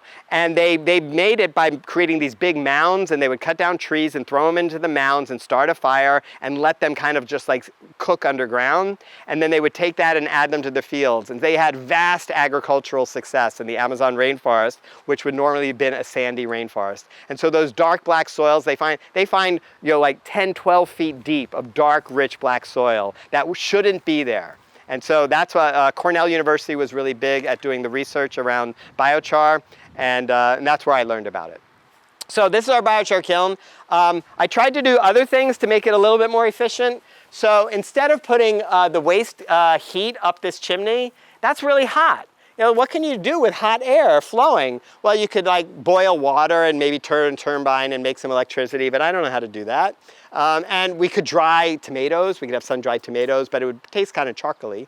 So anyway, I didn't really know what to do, but I came up with what I thought was a relatively simple idea. We open up this gate here, and you close this chimney, and then the air that's coming through the kiln that's normally going up the chimney comes this way. It makes a turn and goes in here, and we have a basket of wood for tomorrow's burn inside here, and then we have the back chimney. So the air is still going through the whole thing to the back chimney, but we get to put the hot air through here first. And so that allows us to take whatever is the moisture in the wood for tomorrow and get rid of the moisture first. And so we have super, super bone dry wood here to start the process of making biochar the next day. And that saves us about 2 hours the next day in the process. You know, was it worth it? I don't know. It seemed like a good idea. We try a lot of different things, and that one actually worked. But we had to put a thermometer here to know the temperature of the air going in here, because once it gets up about a little over 200 degrees Celsius here, the wood that's near the front gets dried out, and then it will auto-ignite on the inside. And we had a fireball on the inside of here when we're just trying to dry the wood. So yeah, we learned a lot of stuff along the journey. Coming down, Came out of it safe. yeah. Coming down here, we're gonna finish this part of the tour with a discussion of compost. So we got a big pile of debris here, organic matter, and we're gonna start over here, because this is the best. All right, so if you look in here, you can see the compost bin. Inside here, we filled this up with a mixture of wood waste and organic waste, like from the juice bar and stuff like that. And you can see on the thermometers, it's 160 degrees, 160 degrees. It was up to here when we put it in, and it's dropped down 4, 6, about 10 inches so far. And so this has been composting in here for about 2 weeks now, and it's still up at 160 degrees. To make really good compost, you need to have where it's safe and it's beginning to decompose and doing all the stuff. The rule of thumb is you have to be above 130 degrees for at least 3 days. We've been above 150 degrees for like 12 days. So we are like super hot. And the thing that you want about your compost is you want to destroy any pathogens that might be unpleasant, and you want any seeds that are in there, like weed seeds and stuff, you want them to not be able to sprout in the future. And so as long as, if your compost is full of seeds, then you kind of miss one of the benefits of compost, which is that it's mulch. And so you don't want to put out mulch, seed-filled mulch, or else you'll get just a bunch of weeds. So by us having this so hot, there's no seeds that are going to sprout later on when we put this compost down. And so when we add the compost to the fields, we usually add, if our whole system works for 12 months, we have about enough compost for about 1 inch of veganic compost on every field, every year. So then we're building soil from compost, we're building soil from green cover crops, we're building soil by taking care of our soil. Gravity is going to squish the soil down over time, but we just keep building it up. We do one other thing with the soil as we're building beds, which is called broad forking. I can show you the broad fork at some point if we walk by one. But a broad fork is basically spikes that go down in the ground about 14 inches. And so you step on it and you put the spike down the ground and you just kind of go like this, lift it up and walk back and do it again and again and again. And by spiking the ground, we're not pulverizing it, but we're providing channels to loosen it up so that air and water can flow more easily. So it's kind of an aeration technique. So this guy here, in most compost systems, you need to turn the compost. because on the inside it got nice and hot, but there's no oxygen left. So all you're having is anaerobic decomposition, and that slows down. It becomes fungal decomposition. It's really slow. And so that's the idea of you build a pile of compost in your forest and come back 2 years later. But here, we want our compost to be usable as soon as possible. We need compost. And so what we have, which we'll see better around the back, but you can see it in this second bin, you see these white pipes? These are PVC pipes that come from the back and they have holes in them. And we have a fan in the back, kind of like a bouncy house fan, that the kids' bouncy houses. And it comes on a timer so that we push outside air into those pipes for 30 seconds every hour. And so what we're doing, and then we caulk the sides and keep it relatively tight. And so we are injecting fresh air into the very bottom of the compost pit 30 seconds every hour. And so that allows the system to ebb and flow between anaerobic and aerobic decomposition.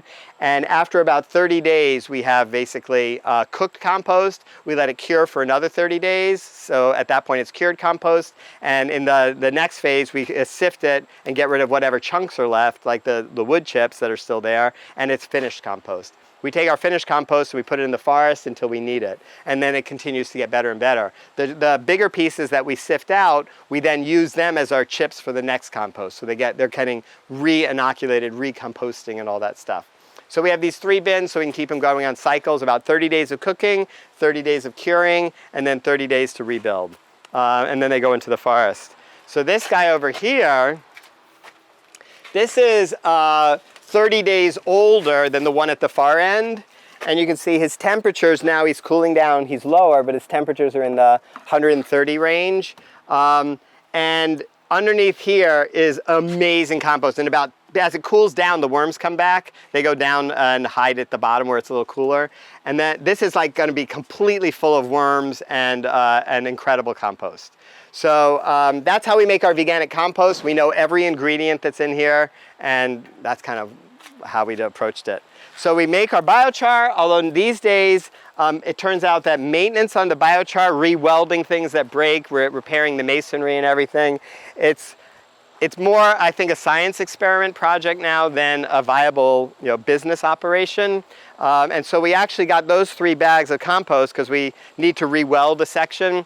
We got these 3 bags of compost delivered from a forestry operation in Colorado, and it's really good biochar. So although I prefer making the biochar ourselves, we only have so much capacity to do everything every month, Let me ask you a quick question. They go through 3 phases over there, and then you put them in the forest, you said. Under here. So for instance, there's a couple, we used up all the compost a few months ago, and so this is probably 2 bins of compost worth. And so we take the finished compost and we cover it with tarps so that it doesn't get rained on too much. And it just sits there heating up and getting better and better and better and better. For how long? Until we need it. Basically, we've never really caught up where we have like a lot of extra. We usually have 2 fields that are overwintered, meaning we're growing stuff over the winter for a direct purpose as opposed to just cover crop. One of them is garlic. We plant our garlic at the beginning of November for harvest in June, and the other is strawberries. But now that our strawberries are on a 2-year cycle, we only can plant them once every 2 years. That one we wouldn't be able to add new compost to. But when we're getting our garlic bed going, we will add compost. Inside here, we're gonna shred this down, and if I had enough compost to put like a full 2 inches on every one of these beds, I'd do it, but we don't have enough. And so we're gonna empty bin 3 and bin 1, mix it with there, and put it all out on here with the shredded cover crop. And we'll let that decompose for a week, and then that'll be what we plant into for the winter cover crop. So more and more compost is better and better and better, especially in here because this soil was construction equipment for a year, digging and moving and everything. It needs some time to turn into beautiful soil again. So we're gonna walk down this way and finish in the berry field. Blueberries grow very well in acidic soil. So here, because we're in the pine ecosystem, our soil is naturally acidic. The natural soil here, if we went into the forest, the pine area, especially an old pine area, and just removed the soil and did a soil test, we're gonna find it's between 5, maybe 5.5 pH, which means it's very acidic. Blueberries love that. They can even go down to 4.5. They love acidic soil. Azaleas, magnolias, these are normal understory crops that take place in this kind of area. But everything else wants pH of 6.5 to 7. So all of your regular crops don't want it to be acidic. They don't want it to be super basic either, but alkaline. But the way that you turn acidic soil into like a higher pH 6.5 soil is you add calcium. And so calcium for us comes in the form of calphos and gypsum. And so we're mixing that in, but if we don't have the carbon in there to hold onto it, the biochar, then it's going to go away each year. And so that's why regular farmers around here are constantly adding lime, which is calcium and magnesium. Dolomite lime is calcium magnesium sulfate, and that goes in there. But all of these things keep disappearing. By us adding a lot of biochar, we're becoming more and more and more rich and stable. But we didn't have to do that for the blueberries, because the blueberries already liked the acidic soil. But we had another thing that messed up and destroyed our blueberry orchard, is that we did water to soil geothermal wells to do the HVAC for our house, so that we could have really efficient energy approach to our house and hot water in the house. And so we dug 300-foot deep wells, 25 of them all through here. And they go down, they come up, and then there was like a 20-foot space. It went down again and came up.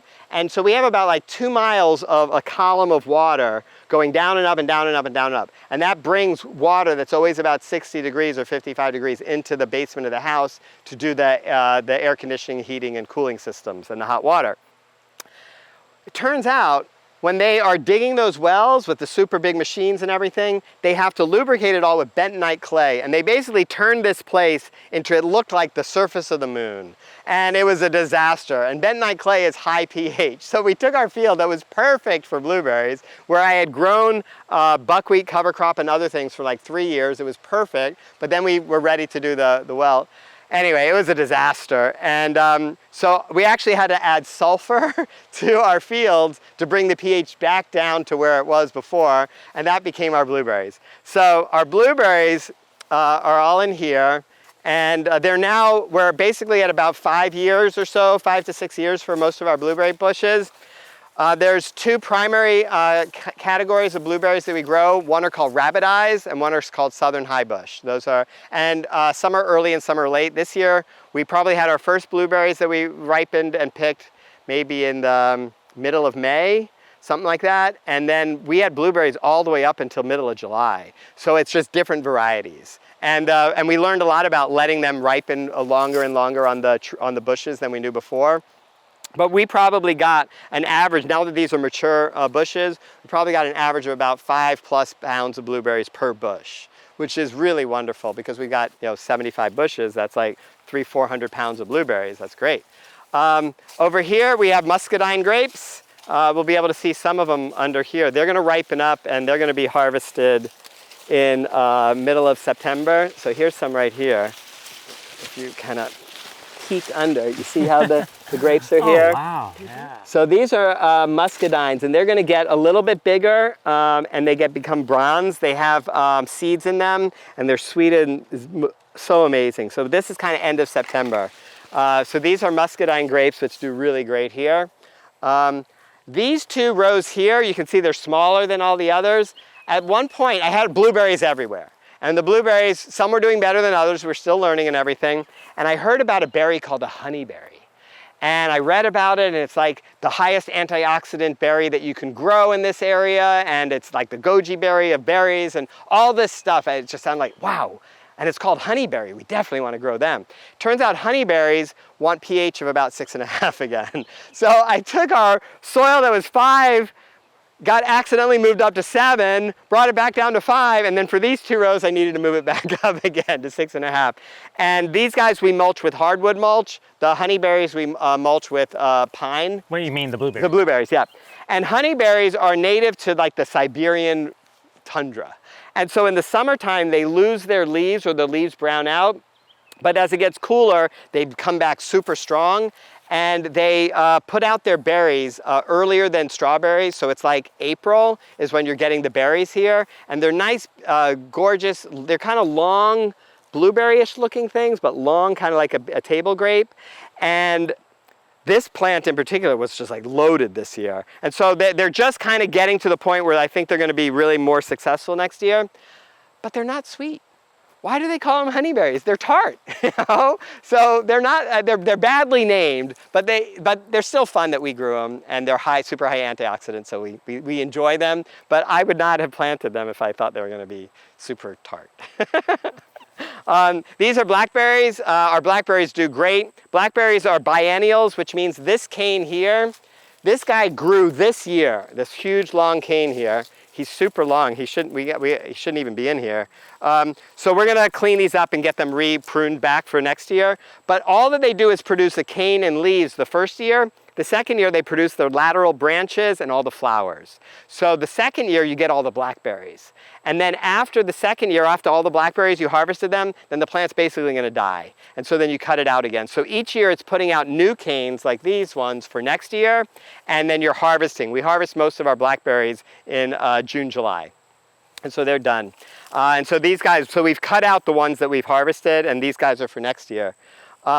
More and more blueberries, all different kinds. I had this idea that the walking paths for our blueberries should be clover. And for years, I kept trying to make it all clover. It'd be so pretty and everything. It never got to work, but we did plant comfrey. You can see this is a little bit shaded, more protected. There's 2 more comfrey plants down there. It's just been too hot for them. And comfrey is a plant that is a Native American medicinal. It's been around forever. They say that it sets B12 in its stems and leaves.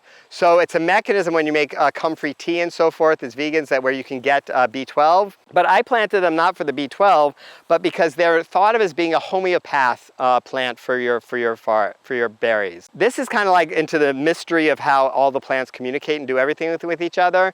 But they say that this plant is a deep miner, and he can share his nutrients with anybody within about 6 feet of him.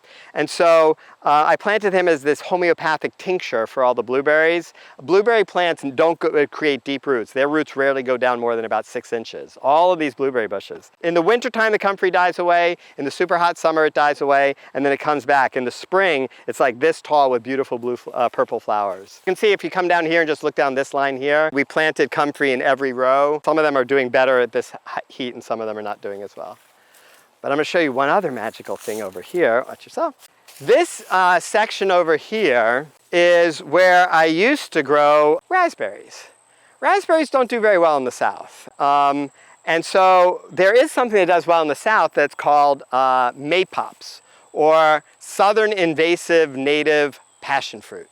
And so here you can see the passion fruit here. So all this passion fruit is hanging here, and we'll taste it. And it takes over. I mean, it's totally incredibly invasive. We can see some flowers. There's not that many flowers right now, but this is a passion flower. It's the exact same kind of flower as the tropical passion fruit you'd get in the tropics, in Hawaii and stuff. Our passion fruit in the South is sweeter than the tropical passion fruit. It's not as acidic.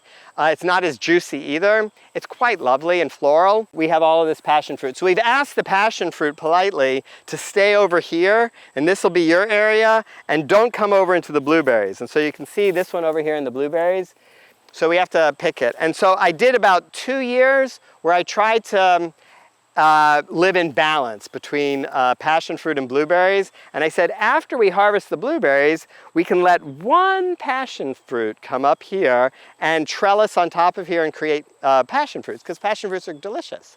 But they basically covered the whole blueberry plant. The blueberry plant wasn't getting any sunlight anymore. And so we've realized we had to be more stern with them. No passion fruit allowed in the blueberries, but the passion fruit can have this section here. Let's find a good one down here. Oh, wow. So this is passion fruit. After it becomes wrinkly and falls apart, falls off, and you open it up, you have these delicious little yellow guys, and they're crunchy, you know, like the inside of a pomegranate. Delicious. You find a good one? And so we harvest the passion fruit and just eat it. But it's not like passion fruit from like that you would get in Mexico or in the tropics, where it's really juicy. So you wouldn't necessarily make passion fruit sorbet from this. Down here, more blueberries, but then down here, remember how we visited the kiwis down there? Mm-hmm. These are the same kind of kiwis. If we look under here, you can see all of the kiwi berries hanging. These kiwis are called hardy kiwi, which means that the plant isn't going to die over the winter. A tropical kiwi plant would die if it got below 32. And so this plant here, it loses all of its leaves, but it's very, very strong, and it apparently can get down to about 5 or 10 degrees and still be okay. So it's a hardy kiwi. This is as big as they get, and we're just waiting for them to ripen. They stay soft on the outside, but when you cut it open, it's exactly the color green of a kiwi with all the seeds exactly the same, except for that it's sweeter than the brown kiwis from the market from New Zealand, and it's a little chewier, although it's still juicy. So they're totally delicious, and these guys will ripen up by the end of August. So they're getting there. And so this guy is totally covered with zillions of kiwis all inside here underneath. So like, look at this guy right here, this branch here, full of kiwis just everywhere. So these are really, really a treat. And so my guess is that the ones that we planted down there will get full of kiwis in a couple more years. We don't have a barn yet. I remember I said I need to make a barn, but we have a temporary barn over here. Watch your step coming down here. Oh, let's come over here. Let's see if we can find you a good ripe fig. Oh, here's one right here. All right, so these are fig trees. Next to every leaf is a fig. So if you look right, here's an easy one. So fig, fig, fig, fig, fig, fig. And so all these figs, they've been ripening up for about the last 2 weeks, and we've been harvesting between 5 and 10 pounds of figs every day that it's sunny. It turns out if it's cloudy or rainy, you don't get figs the next day because they just didn't get a chance to ripen up. But we're gonna harvest this one first. So this is a ripe fig. And so totally beautiful, a little bit soft. I'll break this off here and open it up. What kind of fig is it exactly? This is called a Chicago Brown Hardy. So here's a bite for you. Last Now, how are year, you keeping the birds out of this? the birds can have some. You know, the ants can have some. Everybody can have some. But we harvest every day. And if you harvest in the morning, it tends to be that you get there before the early bird gets the fig. Like this guy here, he was a sprout that came out this year, and he grew all of this year. I'm talking about from April till now, all of this, and he's putting out figs already. That's because he's got an incredibly successful root system underground, and he just said, hey, let's put out another one. Let's put out another one. These guys came out last year, and they're amazing, and then everybody that was before that basically froze that 1 year. We dry figs, we got a dehydrator, and so I'll give you some dried figs. Oh, wow. So come on in here. We kind of adopted this building that hasn't been finished yet, and this becomes our barn. We call it the Cabana House. So come on in. This is where we run our farm store once a week. We're gonna do it a little bit more often than once a week now. And so here we have, these are black cherry tomatoes, black cherries. These are lemon drops, and these are more black cherries, which are really prolific and super delicious. So you're gonna have more of these. And then over here, these are some of the heirlooms that we harvested today. So this one's called a purple heart. It's kind of in the shape of a heart. Here's one that's a little bit more, kind of heart-shaped. So we're harvesting a lot of them right now. Just a mixture of all different varieties. I don't even remember the names of all the varieties. We harvest right now about 20 to 25 pounds of tomatoes every day. We're also harvesting the okra, so I'll show you in here. So here's our walk-in cooler. I'm gonna go on this side. So in here, oh, thank you, Miss Lou. So here's okra. We harvested, so you can see the red okra and the green okra, 2 different varieties we're growing this year. So we got okra. This is butternut squash. So this variety of butternut squash is called a brulee, and this is kind of their full size. They only get to be about a pound, and they're totally delicious and sweet and fabulous. Then we have, this is delicata squash. Miss Lou is staging me. Very nice, thank you. This is delicata squash. So good. It's like sweet and dense and fabulous. You can cut them into circles and roast them. You can add them. We made a dish together with Miss Lou for her birthday where we mixed it with okra and with corn and with peppers. And super, super delicious. So it's not, you know how like when you're making pumpkin pie, it's kind of like mushy, or acorn squash is like mushy. This stays firm, but not, so butternut and delicata. Then we have, oh, these are beauties. These are called purple Vikings. and they have purple and pink stripes on them. These were harvested beginning of June, about 2 months ago. And these guys will last, we cure them with the fans in the warm court there. And these guys will last probably about 6 months in the cooler. If we had a real root cellar that stayed the right temperature, then I would rather these guys hanging out at about 55 to 60 degrees and not at 40 degrees. But we don't have a 55 to 60 degree room. So that's one variety of pepper. Oh, look at these. We grew 4 different varieties of garlic, some huge ones, some smaller ones, and these are so good. We harvested about 2,000 of these, and then we dried them, hanging them on ropes in the racquetball court with the fans on them. So we got lots of garlic. I'll show you a few other things. So like these are Austrian crescent fingerling potatoes. Fingerling potatoes won't last as long. They take longer to grow, but they don't store all that well. So these will only last about 3 to 4 months. You can see over here, this is the end of our watermelon season. So we still have some, we have a couple big watermelons here. That's a big one. Yeah. Then we also have some strawberries that we are harvesting. We're still getting strawberries. There's some strawberries. You saw the figs. I'm going to give you some dried figs. This particular variety of potato is called a Terra Rosa, and he's red on the inside. Quite delicious potato. 1, 2, 3, 4, 5, 6, 7, 8, 9, 10 different varieties of potatoes in here. Here's some eggplants from today's harvest. So we have some eggplants that we're getting right now. And everything else is okra, but I'll show you this. So we make our own pickled okra. And so we call it Flokra pickles. Flow Farm grown veganic okra, hot peppers, garlic, and grape leaves. You always put a grape leaf inside when you're making pickles because the grape releases tannins and it keeps them crisper. And then we mix in apple cider vinegar, white vinegar, all organic, dill seed, black peppercorns, red pepper flakes, brown mustard seeds, some sea salt, and other herbs and spices. And then we say over here, we tell the story about Flow Farm, and we say, our freshly picked okra is pickled using organic vinegars, herbs, and spices for the best pickled okra in the world. And my friend John in Chicago, John and Marla from Vegan Street, they did our logo. You can see, you can take one of these too. This is our threefold, so this is what the logo looks like bigger. Flow Veganic Farm. So he asked me to tell him all the different kinds of things that we grow, and then he incorporated them all into the icons, his imagery. Miss Lou, all right, let me tell you about Miss Lou. As you know, I grew up in the natural living, plant-based kind of movement, and in particular, I was very involved, and our family was very involved since the 40s in the Natural Hygiene Society, which then became renamed the National Health Association. And our website is healthscience.org, and we publish a magazine 4 times a year called Health Science, and we hold conferences and things like that. And we've been promoting a plant-based lifestyle for 75 years. In fact, this is our 75th year anniversary since we became a nonprofit.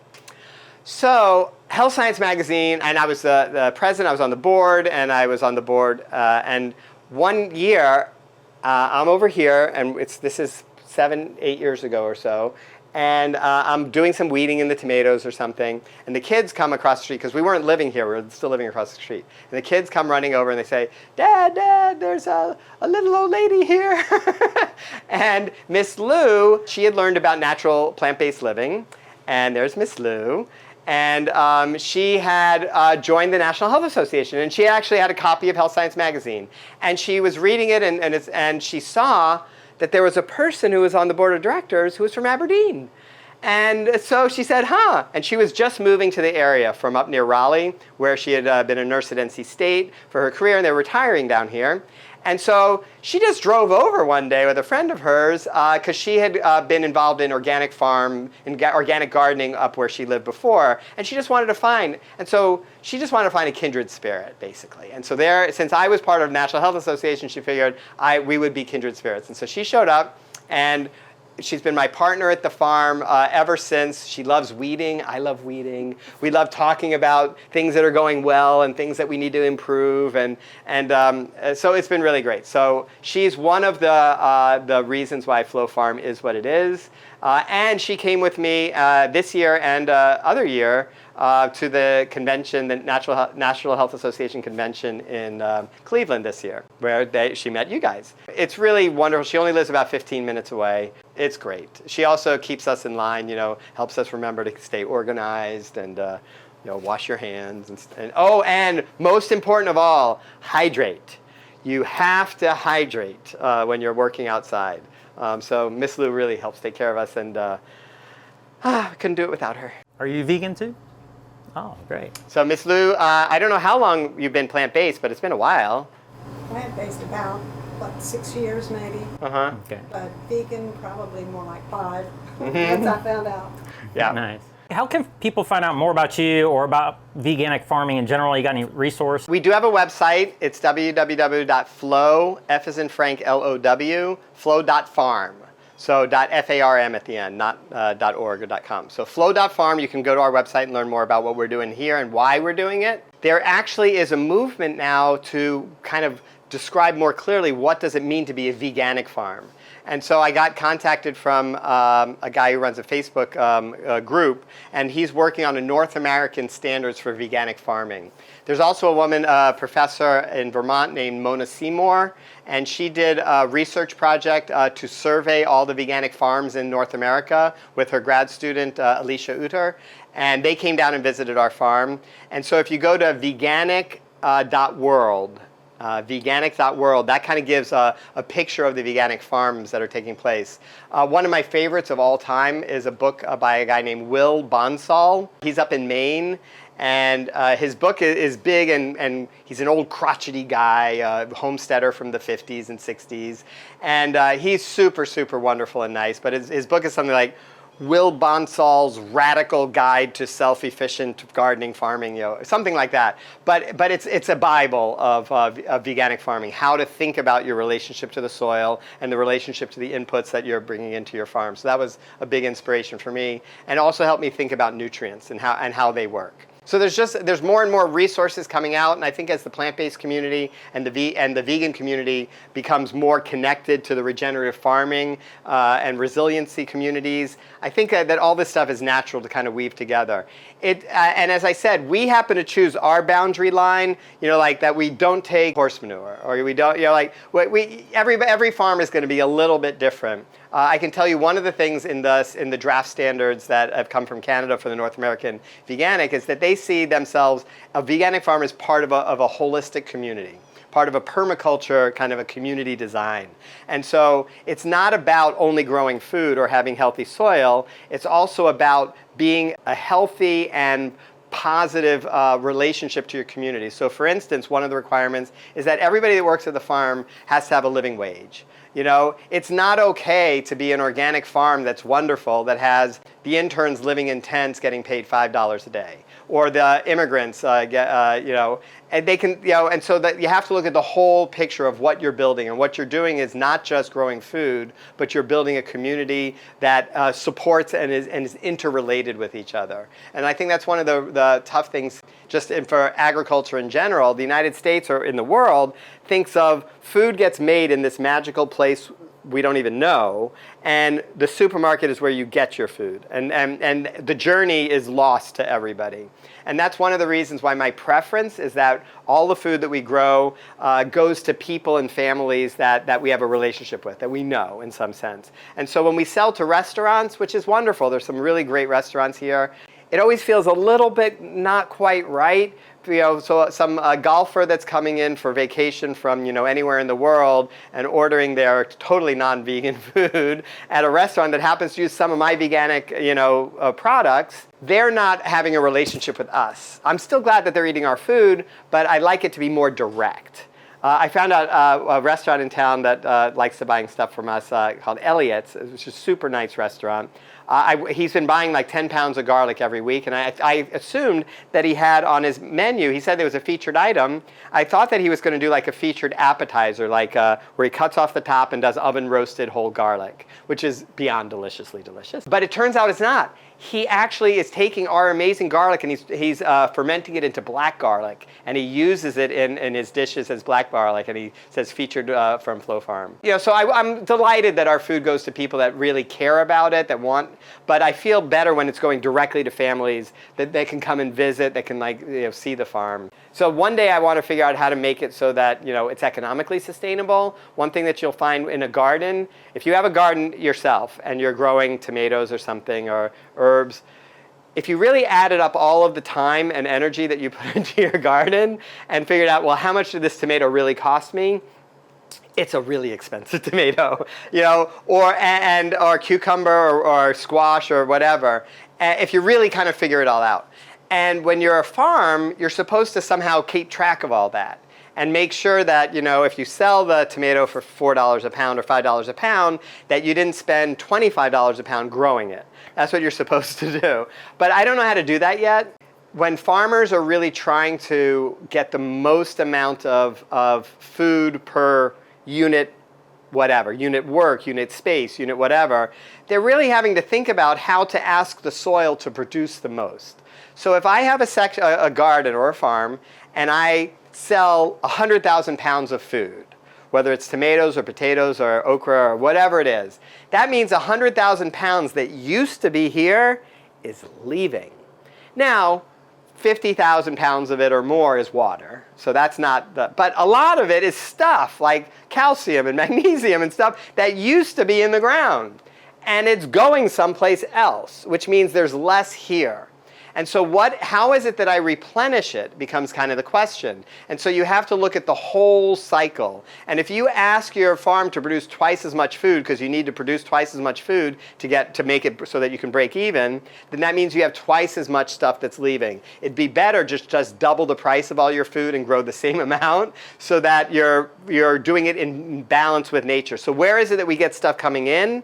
Well, we get stuff coming in when we bring in alfalfa meal, when we make our own compost, which is coming from food waste from the restaurants and from wood chips. So we are bringing stuff in from the outside. If we never brought anything in from the outside ever, then we really can't send stuff for too long away from the farm. You have to be in balance of inputs and outputs. So when you're kind of like thinking about farm, it's all about thinking about scale. I had a really lovely woman who came over yesterday, and she wants to start a small regenerative fruit and vegetable farm, and they're moving here from New Jersey where they have good soil down here. And I didn't want to convince her not to do it, but she left like, ooh, this is going to be hard. The real thing is that you have to think about the soil. What are you starting with? What are you going to try and accomplish? How are you going to do it? And you have to choose the appropriate scale. If the appropriate scale for you, for me, for instance, a lot of it is just the joy. The amount of joy I get from putting my hands in the soil and reconnection to the pace of nature. I could not have called up Walmart and said, bring me a 12-year-old perfect veganic soil. You only get 12-year-old perfect veganic soil after 12 years. And so you have to kind of choose something that's in scope with what your intention is. And if that is that you appreciate the joy, just the rhythm, the fact that when we walk down and harvest okra, the hummingbirds sometimes are just following me, all of that stuff is priceless. And being able to sit and weed together with SOOOOO as we go down a row, it's priceless. So I think it really comes down to, just like everything in life, is choosing intentionally why you're doing it and what is the purpose. And for me, growing a garden is so much more joyful being a veganic garden and a veganic farm as opposed to, just whatever kind of farm. So making it very intentional was an important part for me.